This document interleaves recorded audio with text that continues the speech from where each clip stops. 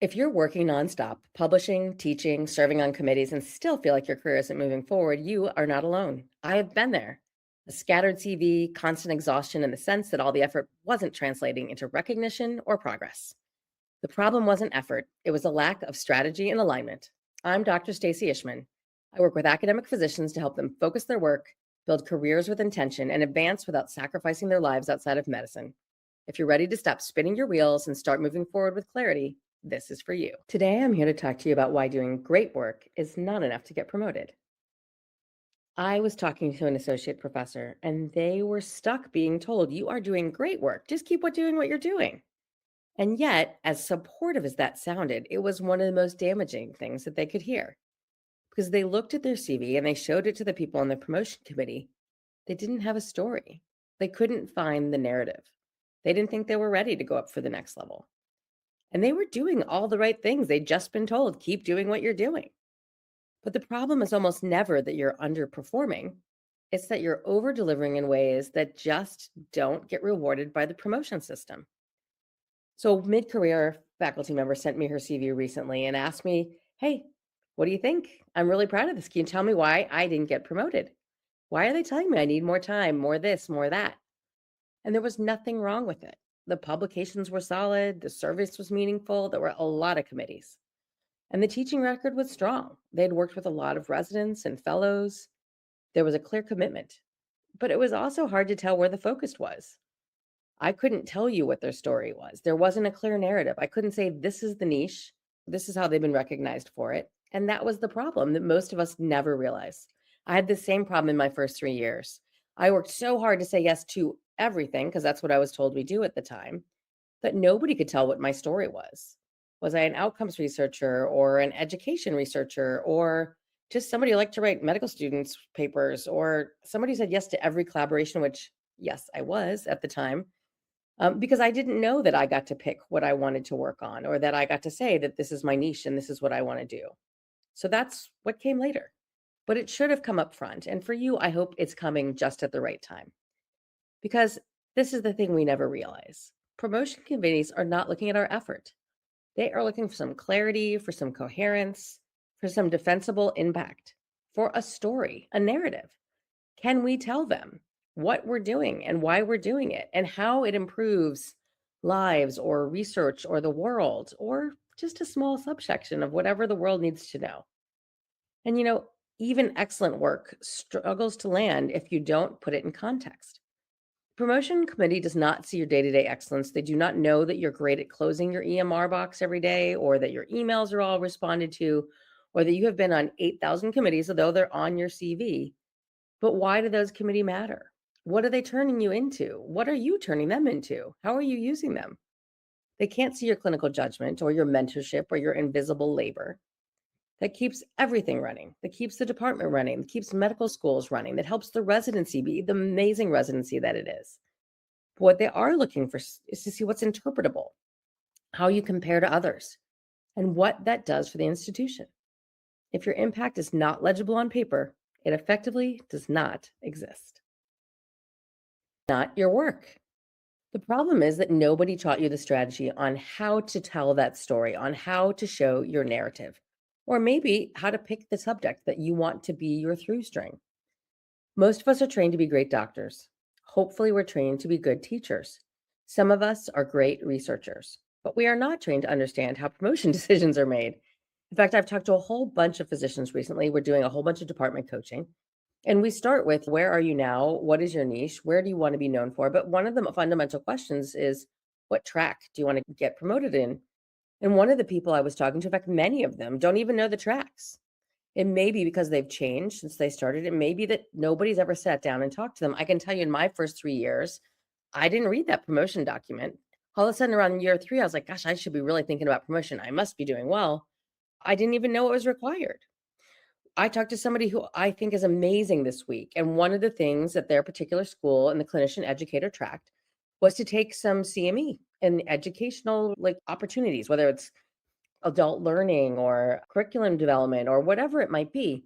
But it was a requirement in their particular institution. And they had no idea. Nobody had ever gone over these criteria for them. So the very most important thing is just know your criteria, find it. It's online. Almost all of us, it is on a publicly open website. And what you want to be able to do is say, what track do I want to be on? And what criteria is important? So that I know that if what's really important is that I teach a lecture instead of give 17 national talks, I make sure I give a lecture. And quite honestly, if I'm a clinician educator, I probably enjoy that. So I get to lean into the thing that I really like. Or I make sure that the lecture I give is about education or to somebody who's a learner or about teaching learners. There's so many different ways to do it, but we could lean into the area that we care the most about and that gets us promoted. We're also not taught on how those promotion decisions are actually made. We're not taught how to align our work with some explicit criteria or how to translate that effort into evidence or build that scholarly identity that makes sense outside of our subspecialty. And education's a great example. Everyone can be an amazing educator. Everyone can use this as their promotion area if you're loving it. But you have to do something beyond just writing the paper about sleep apnea that I might be writing, but maybe about how you learn about sleep apnea or how you teach about sleep apnea or what do people know about sleep apnea or what's patient education. And so people guess. They say yes to everything. That's what I did. We assume that quality will speak for itself. Look what a great job I've done. I've been so productive. We wait for some reassurance instead of really making sure that we get direction from the beginning. So that guessing, it's expensive. It's why people send me their CV and say, I've done all this work. Why aren't I getting promoted? Why isn't somebody telling me I'm ready? Or I put my name before them and they said I need more X, Y, or Z. I didn't even know we were doing Z. So promotion is not a passive reward system. It's an evaluation system. These committees have rules, they have precedent, and they cannot infer excellence. They have to point to it. And when that signal is clear, they hesitate. And so that's why the thing that we're talking about today is why not getting promoted is a career problem. And there may be prestige, and there may be ego, and there may be salary increases when you get promoted. But what promotion really is leverage. It determines who is trusted with leadership, whose voice carries weight, who gets protected time, who shapes programs, who has options, who becomes division chief, who becomes chair. And when promotion stalls, confidence is eroded and resentment absolutely builds. If you've been the person who didn't get selected to get moved ahead, it makes you disengage. It makes you think about leaving. And if it's somebody who's really doing great work and we want to make sure that we can retain them, this is the worst. And we call it burnout, we call it retention failure, but really it is confusion and self-doubt from people who don't think that what they care about is aligned with what the institution cares about or rewards. And it's a mismatch about how we work and how we're evaluated. So when we're thinking about what to do for a promotion committee, we have to understand that the promotion committee is looking for patterns. So how can we make sure that our work clearly reflects the pattern that gets us from where we started to where we want to go? And it's not just hard work, although obviously we do that. But teaching excellence is important. It just needs to be disseminated. Clinical innovation is important, but you want to see adoption. Service matters, but you can't just stay internal. None of it is wrong. It just doesn't read correctly for a promotion system. So how it actually works is that promotion moves things along in three ways. First, there has to be a clear academic identity. Nobody can tell if you're talented. They don't know if you're an amazing surgeon. But they can ask what you're known for. What do you get invited to talk about? What stages are you asked to be on? What papers get published? What panels are you asked to be on? That's a lot of alliteration there, but strongest themes all center around one theme or a domain or a contribution. And it doesn't always have to be that your niche is X. It could be that, like, I'm an expert in outcomes and I help people in that area, outcomes education, or it can be I do meta analyses and look at it in a number of different areas. But you want to have an area that someone can point to. This is the thing. Is it a word or a phrase? But you should be able to say what that is. The second is that your impact has to go beyond your home institution. People need to see that you're recognized outside, whether that's regionally or nationally. And it depends at your institution and it depends on what level you're working towards. But these are critical. And external reviewers are busy. If your CV requires them to read through a lot of things and they can't find it and it doesn't look strong enough, they're not going to write a great letter. And you want to be able to show publications and external talks and leadership and outcome that really matters. And the third is your time has to be structured for advancement. So it doesn't just happen in the outside time of early morning or the evenings or the weekends, although I know many of us have actually advanced our career in that way. But ideally, it gets some protected thinking time. So take that administrative day and use it to figure out your niche. to write the paper that moves your career forward, to actually ask to give ground rounds on the topic that you care about, and a willingness to say no to work that really is misaligned. It may be that you really love working with Dr. X, but all they do is write stuff about sinusitis. And what you really care about is writing things about sleep. So unless you can find an overlap between the two, it's not the right thing to do. And the people who advance are rarely those who are working the hardest. They're those who are most strategic and understand how to put it all together. Now, this did change my trajectory. Early in my career, I knew I wanted to be known for sleep medicine and sleep apnea, but my CV did not show that. I worked with everybody. I said yes to everything. And like I said, 3 years in, I didn't understand my criteria, and I couldn't understand why I hadn't gotten much of anywhere. And I looked at that time and I was kind of disgusted. And I did look around. I did look at other places. I tried to feel valuable. But the problem wasn't that I wasn't valued where I was. It's that I didn't get good advice on how to align what I cared about with promotion strategy. And so I realigned, and it worked. Talks reinforced publications, service supported the narrative instead of competing with it.